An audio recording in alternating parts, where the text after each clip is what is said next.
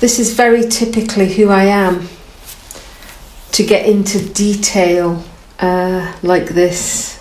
I've got the kind of personality, and you might have the same kind of personality, zillions of us have it, where we are overly responsible, do things really well, as in lots of detail, lots of checking, making sure, trying to be perfect, which, as we now know, creates a lot of stress and a lot of doubt in us. My critic says, "Are you sure about this, Cass?" No, I'm not sure, critic, but I want to do it. Do you talk to your critic, I wonder? I do talk to mine quite a lot, actually. We have discussions. Maybe discussions is a loose word. We have intense interaction at times. My critic and I. There was a time, a long time ago, when I would have just done every single thing my critic suggested. But now I've got a mind of my own, and I've got a lot of autonomy, and I won't go along with any old thing that anybody else's critic has to say either. Talking to ourselves is an okay thing.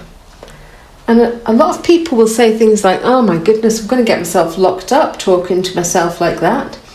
But actually, I think we talk to ourselves all the time. It's called intrapsychic process, where we are having that kind of dialogue with ourselves inside our head and discussing things, possibly quite intently.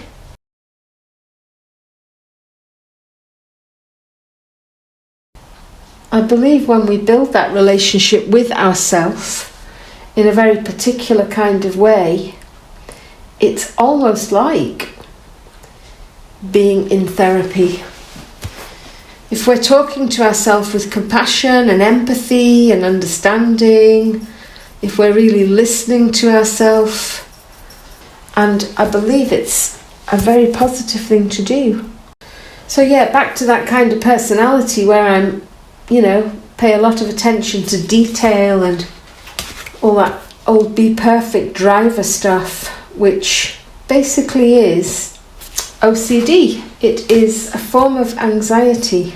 As I said earlier, be perfect leads to crippling stress, and it can lead to depression as well. And it's a sort of workaholic type of way of being, because we do things with so much attention to detail. We're defending against criticism.